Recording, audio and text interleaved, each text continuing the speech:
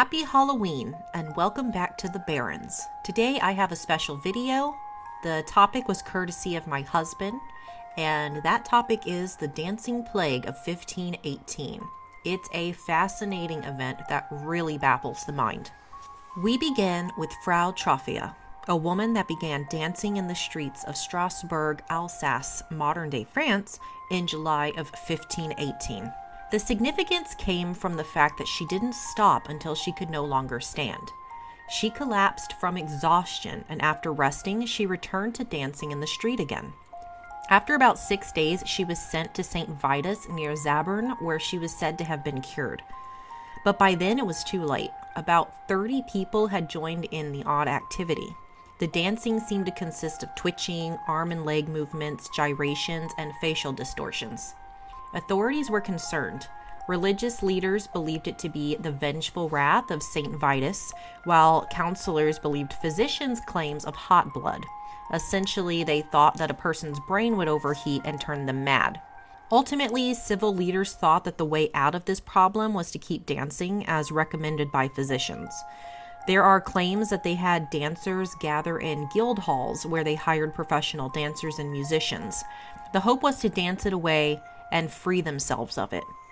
Unfortunately, this only seemed to make the problem worse. By August, that 36 people had turned into 400. There are documents from physicians, cathedral sermons, chronicles, and city council that can validate this madness. The Contemporary Chronicles wrote a poem of the event. Quote, "Many hundreds in Strasbourg began to dance and hop, women and men, in the public market and alleys and streets, day and night, and many of them ate nothing, until at last the sickness left them. This affliction was called St. Vitus' dance." End quote. Another account by Imland's Family Chronicle says this, quote, "A woman began to dance and continued for 6 days. Then the city council had her conducted to St. Vitus near Zabern, and there she was cured. But many others began to dance, and 34 men and women were involved within 4 days. Then drummers and pipers were forbidden to play, and some of the dancers were conducted to the halls of the guilds. Finally, they were taken all together to St. Vitus. But in spite of all this, more than 400 persons were afflicted within 4 weeks." End quote. This event didn't end until September, and this was because dancing became banned and the dancers were bound and put into wagons before taking a 3-day journey to a mountaintop shrine of St. Vitus to pray for absolution. According to some sources, many of the dancers would pass away from heat stroke or heart attacks. Many would collapse from exhaustion or dance with injuries such as bloodied feet. Some accounts put the death toll at around 50, while others estimate it to be in the hundreds, which would mean that as many as 15 people a day would perish.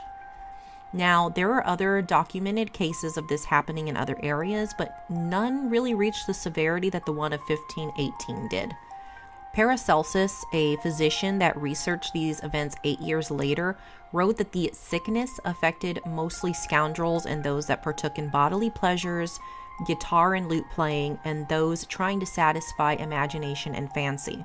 His theories, however, seemed less spiritually centered.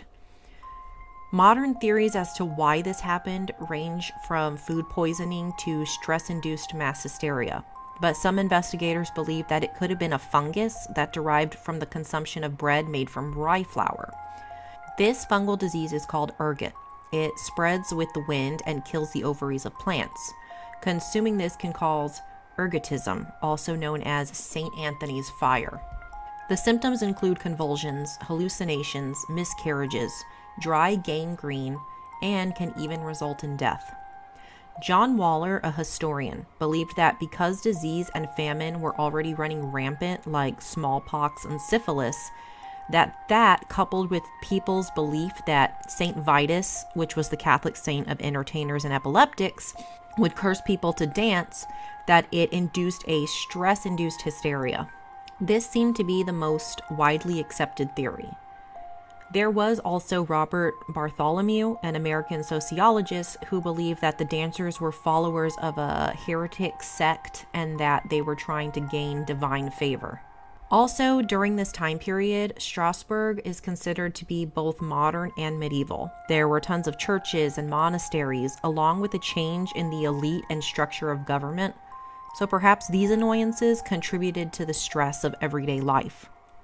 Secretary of the Strasbourg Council and author of The Ship of Fools, 1494, Sebastian Brandt, wrote notes and council letters in which described some of the methods in which people were to be cured.